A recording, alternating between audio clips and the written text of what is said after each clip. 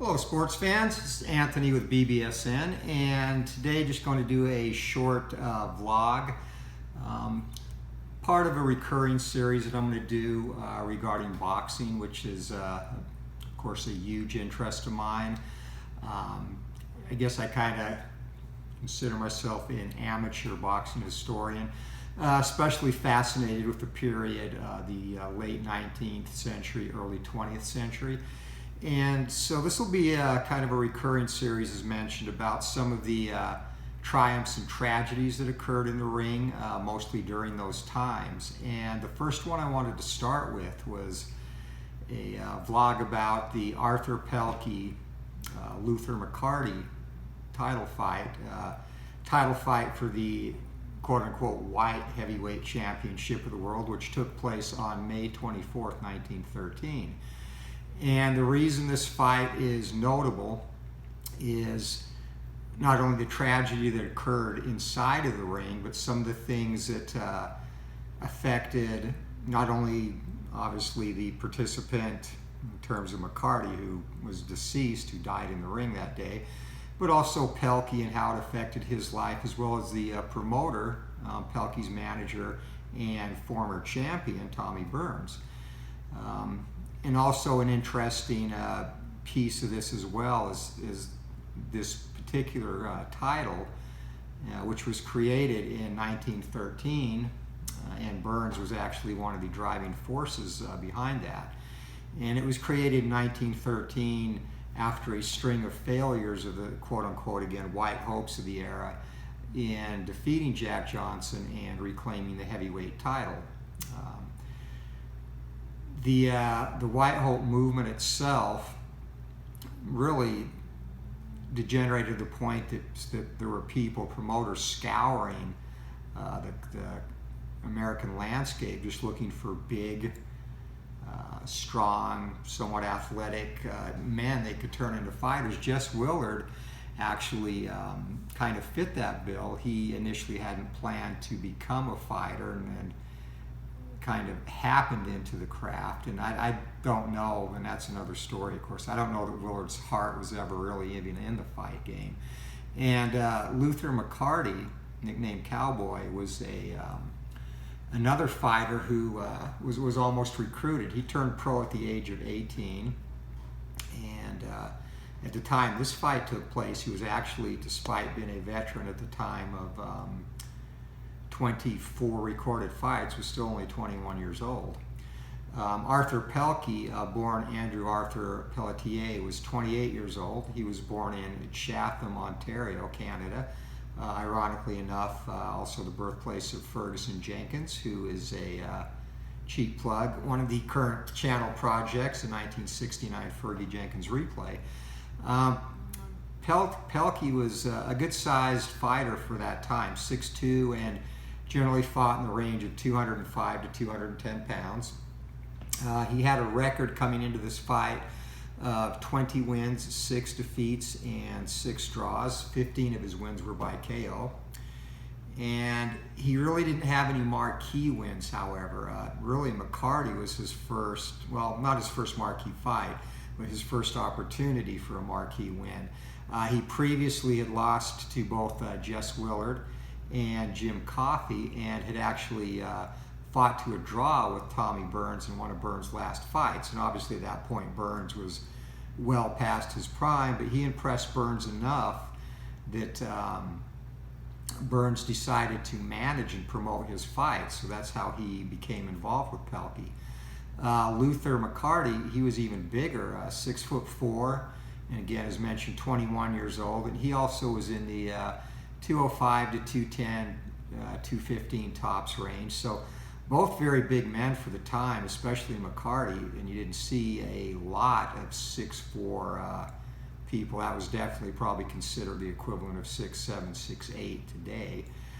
He had a record going into the fight of 19 wins, 3 losses, 2 draws, with 15 knockouts. And McCarty, a native of Hitchcock, Nebraska, had wins over fireman Jim Flynn, who was one of the top white hopes of the era, as well as Al Kaufman and Frank Moran, who actually later fought Jack Johnson. McCarty also fought a draw with Jess Willard, and he won the white heavyweight title with an 18-round TKO of Al Palzer on January 13th, or January 1st of 1913. And again, that was the actual initial contest for the white heavyweight championship of the world. There would only be 4 contested fights for this title, which was retired in 1915 after Jess Willard finally defeated Jack Johnson in Havana, Cuba, which is probably a good topic for a future vlog, as I'm a real big Jack Johnson fan and historian. So onto the fight, again promoted by Tommy Burns, and Burns had really hoped to turn Calgary into a boxing mecca, and was hoping that this fight, which he actually saw as an exhibition for his man Pelkey, as a stepping stone to a fight with Johnson. And really kind of odd thinking, considering that McCarty was the more highly regarded prospect, if you will, and came into the fight with a much better resume than Pelkey did with his wins. Pelkey, again, really had no marquee wins. Soldier Kern, who he beat once and lost to once, was probably his biggest win. And at the time of their first fight, Kern was 10-1, and the time of the second fight, 10-2. So even that in itself is really not a extremely marketable win, or a win that you would think would propel someone into a world heavyweight title shot.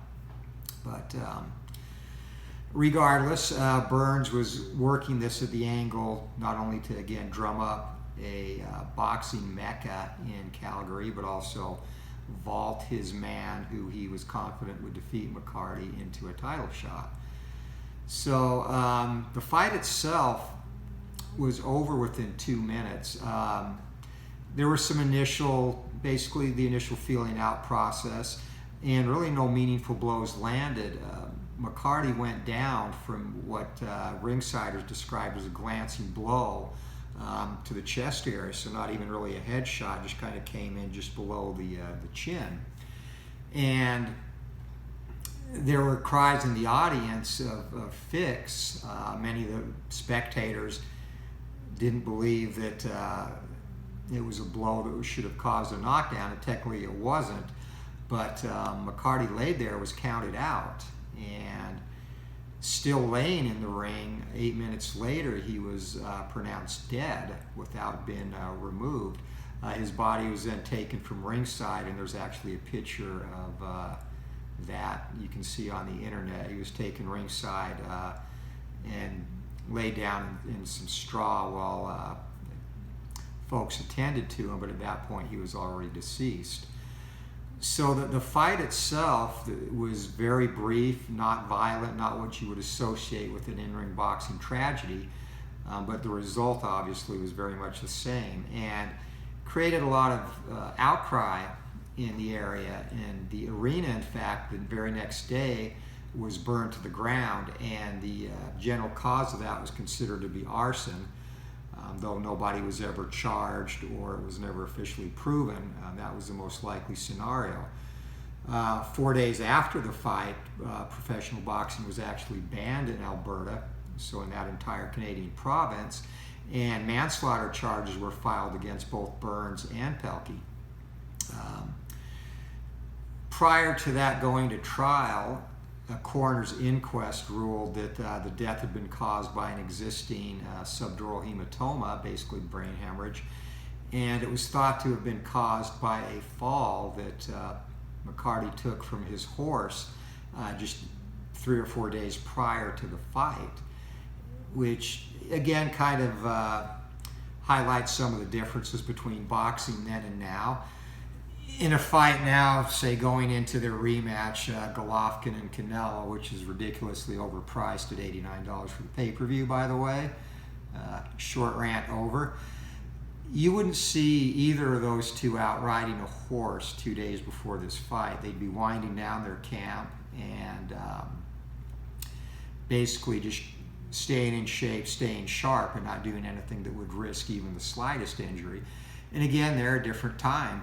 Fighters fought more frequently.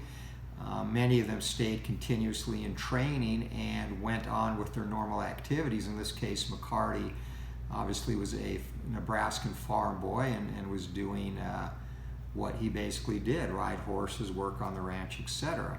And curious too, if obviously in modern times, this is an injury that would have been likely caught during a pre-fight physical, or at the very least, when it happened, he would have been referred or gone to his doctor to be checked out. Because obviously, if you take a fall hard enough to cause hemorrhaging in the brain, you're going to have he probably came into the fight with a throbbing headache. And that in itself now would have been cause for alarm and something that was overlooked, as boxing commissions really didn't exist across the U.S. and in this case Canada, where there was a set of regulatory guidelines that would have prevented this type of tragedy. So, end result, the fall from the horse is what is considered to have actually caused the death. And the punch, which really, again, didn't even land flush on the head, according to most ringsiders, kind of a mitigating factor. And charges at the completion of the coroner's inquest, charges against both Burns and Pelkey were dropped. But Pelkey went through bankruptcy because he had to exhaust a considerable amount of his savings in legal fees. And at that point in time, unless you were a world champion or one of the premier fighters, you just didn't make that good of a living as a fighter. And so Pelkey, in fact, really, he after this particular fight, really only fought for the money, and because of the legal issues that this fight brought on him. And he lost. He was awarded the white heavyweight title after this fight, which he lost in his very next fight to Gunboat Smith. And that took place, ironically, 1 year from the 1 year anniversary of the initial contest for this title, again January 1st, 1914, where McCarty initially beat Al Palzer on January 1st, 1913. And the fight ended in a 15-round TKO result for Gunboat Smith, and the fight was scheduled for 20 rounds. And there are many that knew Pelkey that said, in this fight and subsequent fights, again, his heart was never really in the boxing game. He fought only for the money. And they said that in many cases he pulled his punches, basically just stopping at the end of the punch because he was wary of hurting somebody or causing another injury, even though it was, fairly well accepted that his punch had absolutely zero to do with McCarty's death. But you still can't downplay the psychological toll that takes on a fighter. You look at modern fighters like Ray Mancini. He kind of lost that edge that he had after his unfortunate fight with Duk Koo Kim. And it's if you're really not a person that has a mindset where you totally disregard human life, of course that's going to take a toll on you regardless of the circumstances. And it makes sense what folks say about Pelkey in the way he pulled punches and really didn't fight to hurt anyone after that, because of the 33 fights he had after this fight, he only won 8 of them. 4 of those were knockouts, and the other 4 either point decisions or newspaper decisions. And the newspaper decision at the time, generally accepted now as an official decision if there was a consensus, but that was awarded in jurisdictions where fights basically were not completely sanctioned. And if it went the distance, and generally those newspaper decisions were 4 to 6 round fights, sports writers in attendance would offer their opinion as to who won because there could not be official decision rendered. So that newspaper decisions actually result in a lot of the decision wins for fighters of this time period. But the true tragedy, and the title itself kind of has a curse with it, and we'll get to that after I talk a little bit about Tommy Burns. Burns, he left the area and he started promoting fights. He took on another heavyweight prospect later in the 20s, a Dutch fighter, and the name slips my mind at the moment, but he really never amounted to anything. But he continued to promote fights. Actually, eventually was running a speakeasy in New York and had accrued quite a fortune post-boxing, which unfortunately he lost in the stock market crash in 1929. After that, he worked as a security guard and an insurance salesman and other odd jobs, and eventually was ordained a minister in 1948. And his ending really is sad as well. He's usually remembered now as the fighter who lost the heavyweight title to Jack Johnson. He was an undersized heavyweight, 5'7", usually about 190 pounds. Johnson towered over him and just gave him a boxing lesson in that fight, which was held in 1908 in Rushcutters Bay, Sydney, Australia. But he was a competent fighter, even for his size, even though he was very small, and today would be classified as a cruiserweight, or would even probably lose weight and fight a light heavy. But he was competent. Again, not one of the top 15 or 20 all-time great heavyweights, but good enough. But the stock market crash he never really recovered from, and he eventually died penniless in 1955. And sadly, from all the fame that he had during this time period in his time as a fighter, only 4 people actually attended his funeral. And because he died penniless, he was buried in a pauper's grave that was unmarked, and remained so until 1961, when a Vancouver sports writer actually launched a campaign to raise funds to have a plaque created, purchased, and placed on Tommy Burns' grave. So that's the sad ending of Burns. And really, some of the other fighters who fought for this title in its brief history did not fare much better. Obviously, McCarty, at the age of 21, lost his life in a fight for this title. But Al Palzer, who took on McCarty in the initial bout for this for the white heavyweight championship in 1913, he only lived to the age of 27. He was dead 4 years later, shot to death by his father after a family altercation. And it is said that Palzer had obviously some mental issues as well, possibly brought on by his time in the ring, though he only fought, I believe, 16 or 17 fights over his career.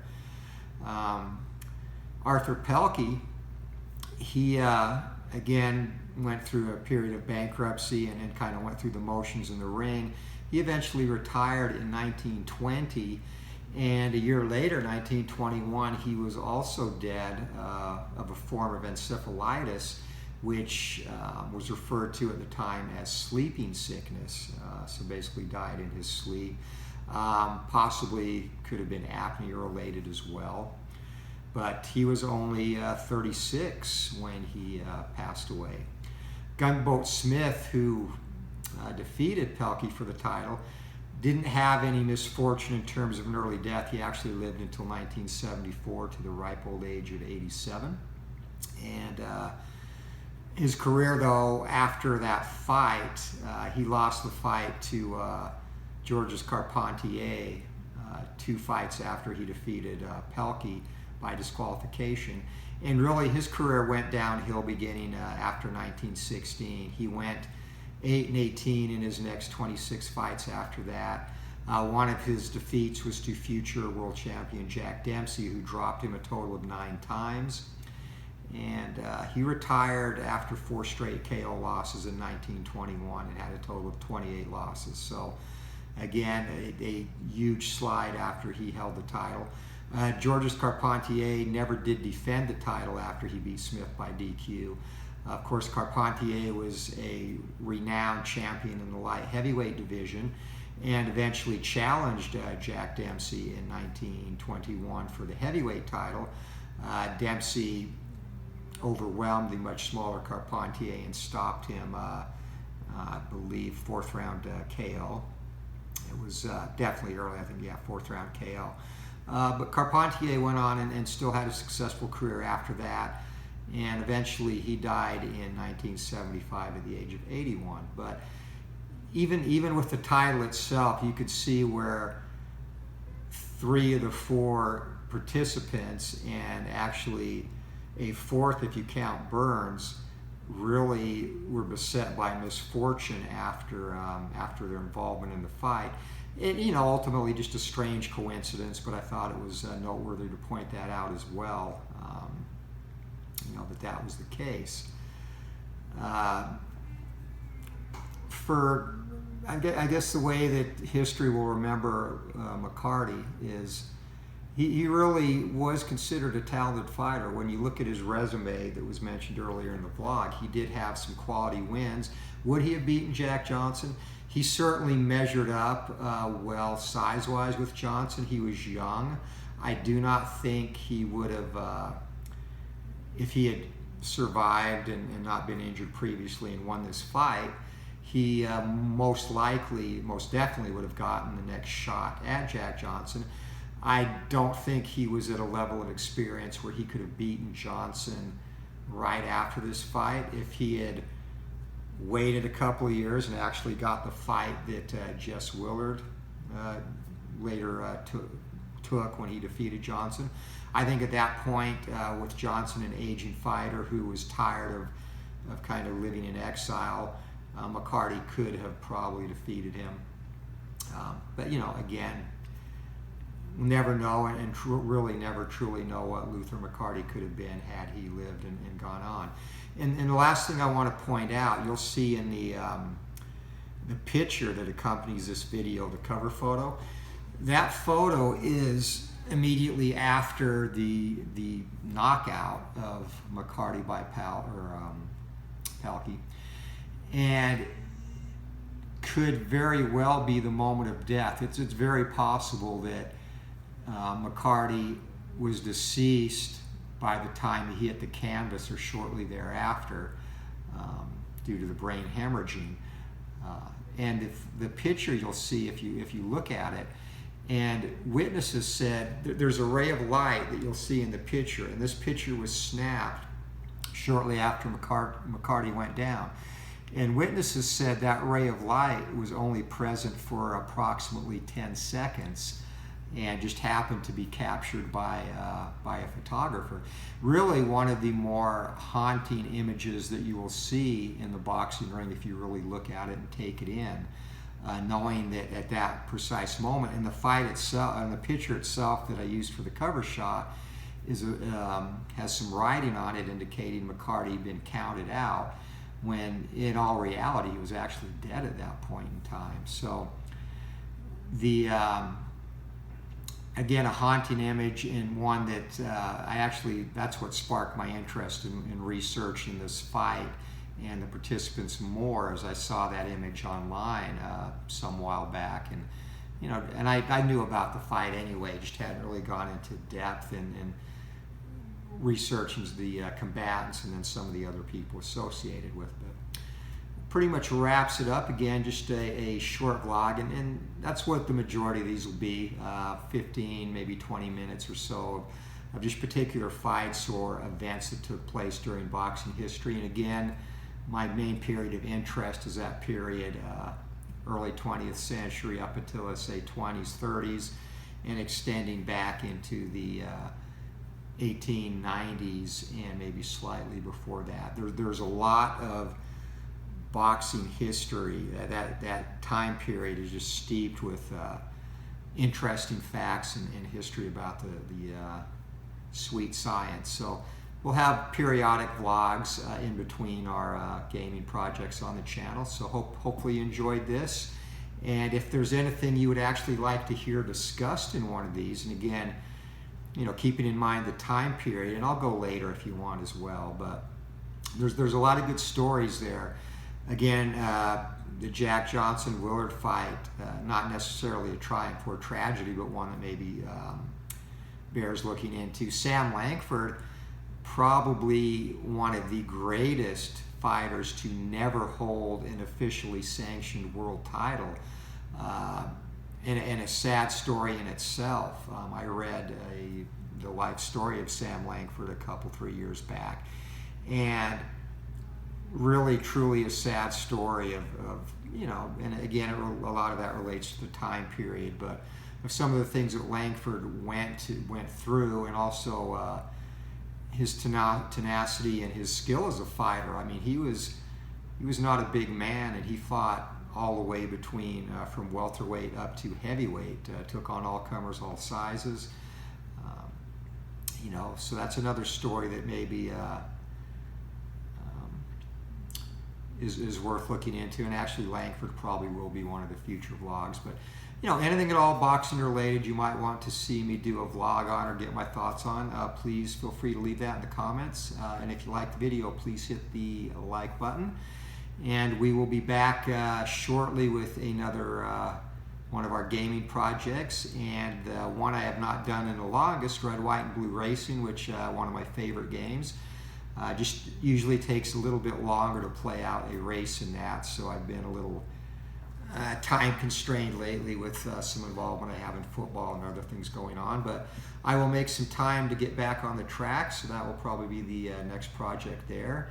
And we also have the Tottenham 2017-18 replay going on, as well as we're about halfway through the Fergie Jenkins 1969 replay, so more games coming up from that as well. So until next time, everyone have a good night, and thanks as always for watching. Appreciate the support, and we are getting very close to 200 subscribers, 197 today. So once we get to 200, I will have a giveaway, and that will involve Glory Days Boxing, so stay tuned for that. Until next time, keep rolling for the fences, the upper corner of the net, or the knockout, or whatever you play. Take care. Thanks for watching.